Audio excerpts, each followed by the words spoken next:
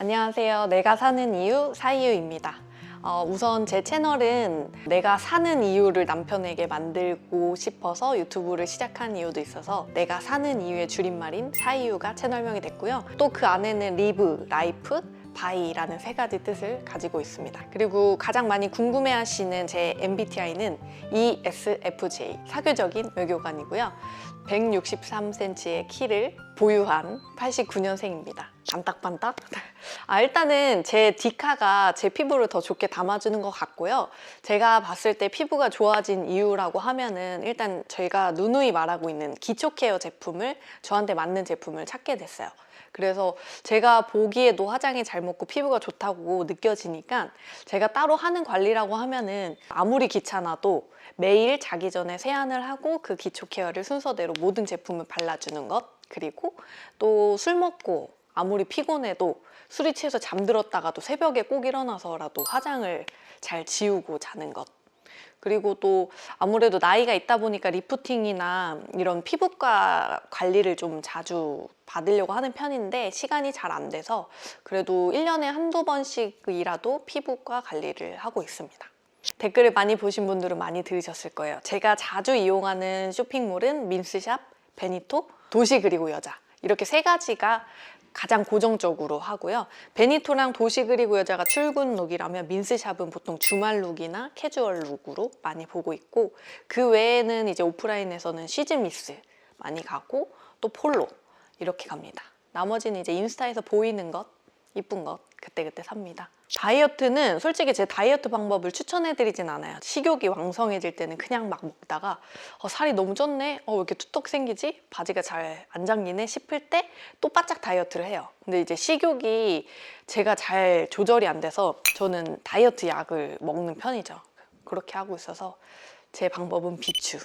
죄 관리법도 비추. 일단 저는 돈을 어떻게 관리한다라는 개념으로 알려드릴 수 있는 방법은 없는 것 같고요. 사고 싶은 게 있으면 살만하다, 내 통장에 돈이 있다 하면 막 사는 편이라 제 통장에 돈이 없게 만들어요. 그래서 월급이 들어온 날에 맞춰서 고정적으로 적금이나 저금 여러 통장으로 좀 분산을 해서 바로 자동이체를 걸어놨고요. 그래서 고정적으로 저금을 하고 나머지 그 외에는 그때그때 자유로 적금을 하는 편이에요. 현재 큰 관심사는 당연히 우리 따랑이 분들, 유튜브죠. 매일 아침에 일어나서 유튜브 보고 화장실 갈 때마다 유튜브 스튜디오 보면서 댓글도 보고 이런 걸 보면 지금 최 관심사는 바로 제 채널인 것 같습니다. 일단 제가 하는 일은 이제 남편 회사에서 총괄실장으로 있어요. 그래서 같이 일한 지는 연애 때부터 했지만 현재 회사에서는 5년 차. 실질적으로는 마케팅 업무, 그리고 TM, 그리고 교육 상담, 수강생 관리, 직원들 관리, 회사의 경영 지원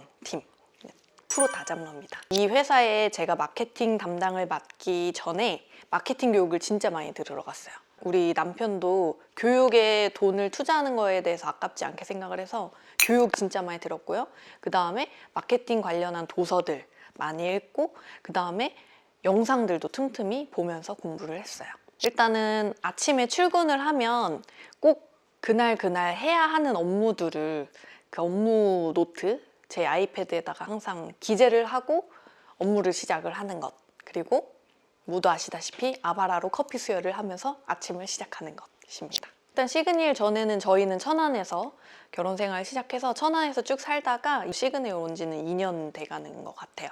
사실은 한 1년 정도는 오빠 먼저 살다가 나랑 이나랑 가겠다라고 했었는데 그래도 또 가족이 분리되는 건 아니라고 생각을 해서 남편을 따라오게 됐죠. 그리고 시그니엘에서 계속 살 생각인지는 저희가 열심히 노력을 하다 보면 오래 살 수 있지 않을까요? 집에 와서 먹먹한 적은 한 번도 없었고, 이제 지하에서 42층 올 때 그 첫 번째 엘리베이터에서만 한 번 먹먹함을 느끼고, 따로 이제 시그니엘이라서 높아서 뭔가 귀가 먹먹하다거나 느끼는 건 생활 속에서는 없었어요. 엘리베이터는 일단 저희 사무실 주차장에서 엘리베이터 기다리는 속도보단 빠르다고 생각을 해요. 보육원 설립은 저희 남편의 오랜 꿈이었었고 그게 좀 절차가 많이 까다롭다 해요. 그래서 그 보육원은 일단 남편이 잘 하고 있는 것 같고요. 위탁 가정은 서류 제출을 모두 완료해서 이제 아마 한 3월 중에 가정 방문이 있을 수 있다라는 전화를 받았고요. 그 다음에 이제 가정 방문이 끝나고도 심사가 있어요. 그래서 심사를 통해서 저희가 될지 안 될지 유무가 판단이 되고, 모든 심사가 결정이 되더라도 이제 저희와 맞는 위탁 아이가 생기면 그때 이제 위탁을 할 수 있는 걸로 알고 있습니다. 지금 6년이 돼서 조금 가물가물하긴 한데 그냥 사람이 만나다 보면 그 인연이 정해져 있는 것 같더라고요. 그때는 그런 느낌이 있었어요. 일단 제가 사람으로 태어나지 않을 것 같은데요. 저는 나무로 태어나고 싶어요. 네. 그 세 가지를 생각하면 어떤 게 생각나는지 이걸 물어보신 거라면, 저의 어렸을 적, 그러니까 결혼을 하기 전 제가 바라는 결혼이었어요. 그게 내가 바라는 모든 인생의 종착지인 결혼이란 화목한 가정, 좋은 남편, 좋은 아내, 이 단어만 생각했었던 것 같아요. 저는 모든 게 다른 모습으로 다 사랑을 하고 있다라고 생각을 하는데, 일단 남편이 얘기를 하는 건 자기만 바라보던 시선, 그러니까 남과 여와의 시선이 이제는 이나라는 중간에 자식이 생겨서 이제 이나한테도 분산이 되다 보니까 좀 그 부분에 서운함을 느끼는 건 있어요. 그래서 나쁜 쪽을 따지자면 이것, 그리고 또 뭐 좋은 쪽이라고 하면은, 처음에는 남녀만의 관계였다고 하면 싸울 일도 많고 언젠간 남자로서의 그런 부분이 감정이 끝날 수도 있는데, 부모가 되다 보니까 책임감도 생기고 이나가 아빠한테 하는 모습, 아빠가 이나한테 해주는 모습을 보면서 나 혼자만이 느낄 수 없었던 감정이 또 이 사람한테 생기다 보니까 그게 되게 좋은 것 같아요. 저희가 싸우더라도 현명하게 대처할 수 있는 지혜로움을 주세요라고 항상 제가 밤에 기도를 하고 자는데, 아직 부족하죠. 영상에서는 아무래도 감정이 다 누그러졌을 때 찍다 보니까 현명하게 대처하신다라고들 많이 봐주셨는데, 저도 사람이기 때문에 대립할 때는 지극히 감정적이에요. 그래서 저희 남편이 억지 아닌 논리로 반박을 할 때 저는 막 이게 너무 내 분에 못 이겨서 울 때도 있고 그래요. 근데 이제 지금 저도 노력하는 부분은, 어떻게든 사람의 마음은 말하지 않으면 모르기 때문에 일단은 감정적이지 않게 내 마음, 네가 이렇게 하는 게 나한테 이렇게 받아들여지는데 이렇게 한 게 맞아? 라고 물어봐주면서 풀어가는 게 현명한 방법이 아닐까 싶어요. 권태기라는 게 솔직히 느끼는 게 다르잖아요. 이 사람이 밥 먹는 모습이 꼴불견이어 보일 때가 권태기인지 뭔지는 잘 모르겠지만, 솔직히 저희도 지금 6년이 넘어서 7년 차가 돼가고 있으니까 아예 없을 수는 없죠. 근데 그래서 아기가 생기면 좋은 점도 그거였던 거예요. 내가 이 사람한테 짜증이 나고 싫더라도 이나가 아빠를 보고 싶어하고 이나가 아빠를 사랑하는 마음이, 내 새끼가 사랑하는 아빠니까, 이런 부분에 있어서 이 권태기가 올 수 있는 부분을 덮어주는 것 같기도 하고요. 그리고 저희는 또 계속 같이 일을 하다 보니까 집에 있을 때 모습과 회사에 출근했을 때 저희의 모습이 달라요. 그래서 저는 그것도 되게 좋은 것 같아요. 남편이 회사에 출근해서 대표로서 일하는 모습, 강의하는 모습을 보면 또 색다른 모습을 보기 때문에 그런 질릴 틈이 없이 지내고 있는 것 같아요. 내가 결혼을 하기 전 안목을 기를 수 있는 경험이라고 생각을 하거든요. 그래서 많이 해보는 게 전 좋다고 생각을 해요. 많이 해보되 가볍게 쉽게 만나지는 않았으면 좋겠어요. 내 마음이 건강할 때 만나는 사람과 많은 경험을 해보면 그래도 내가 결혼하기 전에 기준이 생겨서 또 좋은 사람 만날 수 있지 않을까, 저는 일단 그런 생각 가지고 있어요. 남자 여자 할 거 없이 자존감이 낮은 사람이나 우울한 사람을 만나면 옆에 있는 사람도 우울해지는 것 같아요. 그래서 좀 긍정적이고 자존감이 강한 사람을 만나면 좋을 것 같고, 가장 중요한 거는 제가 누누이 얘기하는 대화가 잘 통하는 사람을 만나는 게 가장 좋은 것 같아요. 연애 때부터 내 서운한 감정을 이해를 못하고 대화가 통하지 않는다, 우리는 항상 갈등이 극적으로 변화한다 라고 생각이 들면 그 사람과 결혼은 NO. 서로 갈등은 계속 있거든요. 근데 그 갈등이 유연하게 해소가 돼야 아무리 찾아오는 시련도 같이 이겨낼 수 있지 않을까요? 네, 그래서 저는 그런 게 가장 중요하다고 생각을 합니다. 제가 만약에 이제 돌 전이라면 그때는 진짜 엄마가 해줘야 될 게 너무 많아서 꿀템이라고 할 만한 게 많은데, 지금 솔직히 스스로 하기 때문에 꿀템이라고 할 만한 거는 없지만, 그냥 굳이 한번 따지자면 저번 브이로그에도 한번 보여드렸다시피 국, 밥, 그리고 반찬 3개 이렇게 있는 식판보다는 그 모던하우스 나눔 접시 3칸짜리, 그러니까 엄마의 마음이라는 건 식판을 꼭 채워야 될 것 같은 그런 부담이 있잖아요. 그래서 그렇게 바쁜 아침이나 간단하게 차려주기 좋은 꿀템인 것 같습니다. 또 애기들이 칫솔 혼자서 해야 하는데 서툴다 보니까 전동 칫솔, 그리고 애기가 이제 목욕할 때 바로 씻기지 않고 또 물놀이를 하면서 목욕에 대한 거부감을 없애는 것도 좋거든요. 구독자분들이 추천해 주셔서 지금은 꿀템이 된 티니핑 베스밤, 그리고 애기들이 목욕놀이 할 때 또 버블 스프레이 할 수 있게 그 버블 스프레이, 이렇게 꼽을 수 있을 것 같아요. 그냥 저는 이나를 이렇게 키우고 싶다 하는 게 저의 가치관이라고 한다면 저는 이나가 자기가 행동을 할 때 남한테 피해를 주지 않는 선에선 행동과 말하는 거에 있어서 남의 눈치를 보지 않고 소신 있게 말할 수 있는 자존감이 높은 아이로 키우고 싶은 게 철학과 가치관인 것 같아요. 그래서 항상은 이나의 의견을 들어주고 공감해주고 주눅 들지 않게 잘 알려주고 이렇게 하는 편인 것 같아요. 이나 지금 다니고 있는 곳이 영어 유치원이긴 한데 영어 유치원을 보내야 한다라는 건 없는 것 같아요. 저도 천안 살 때 몇몇 분들이 영어 유치원을 보낼 때 솔직히 이해가 안 되긴 했거든요. 그러면서 엄마 마음이 나도 보내줘야 될 것 같은데 라는 조급함이 있어요.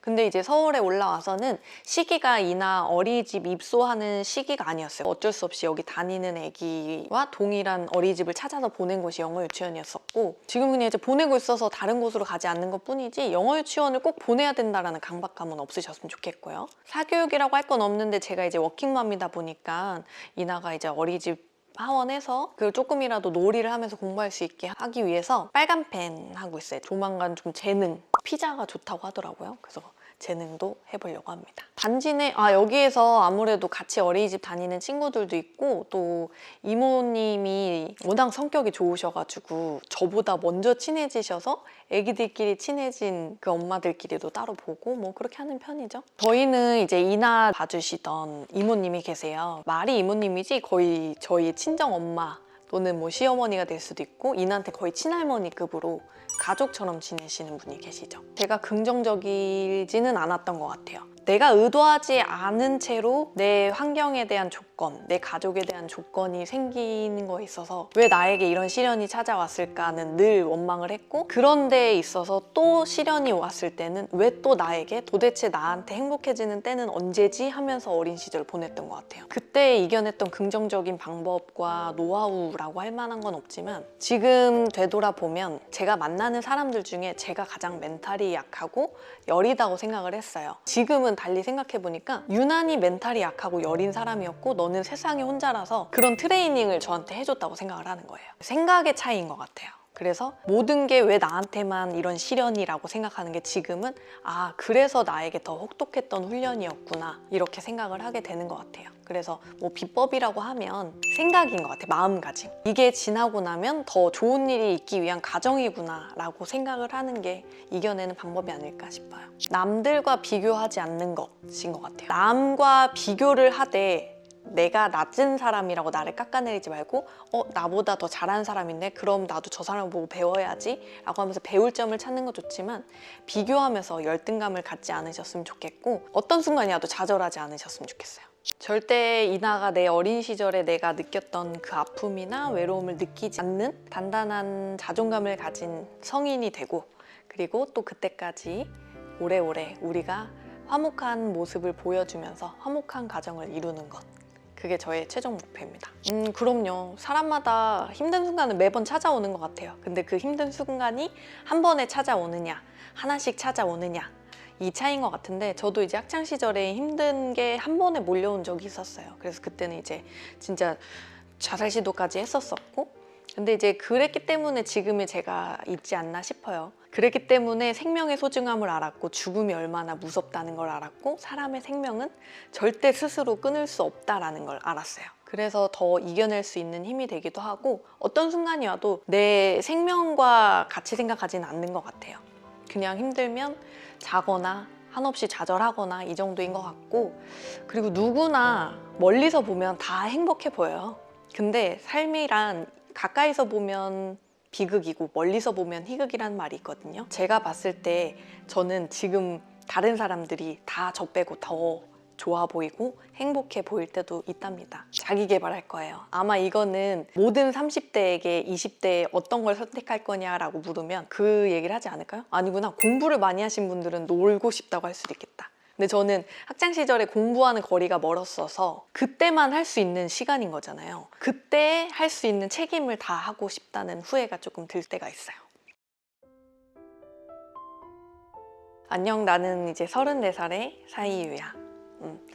지금 너는 20대의 사이유인데 지금 너에게는 힘든 순간이 많이 찾아올 거야. 근데 그게 되돌아보면 지금 네가 유난히 어려서 건강하게, 단단하게, 강하게 하려고 주는 과정이거든. 너는 지금 일단 어렸을 때부터 엄마 아빠도 안 계셨고 세상에 너 혼자이기 때문에 누구보다 단단하고 강한 힘이 있어야 되거든. 그러려면 근육을 키우려면 운동을 열심히 해야 되듯 너에게도 그런 트레이닝이 필요해서 찾아오는 순간이니까 나중 되면 나 많이 단단해졌구나 라고 되돌아보면서 스스로를 안아줄 때가 분명히 오거든. 10년 뒤는 그래.